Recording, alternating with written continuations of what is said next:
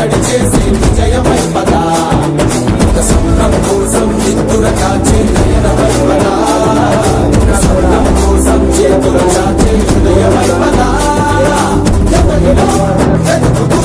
సాయం కోరడమే వృధా ఒకరికై ఒకరమై చదవడి నడిపించాం కదా నీ చెంగు కొంకుళ్ళే నీ చన్న సైనికుడై పదా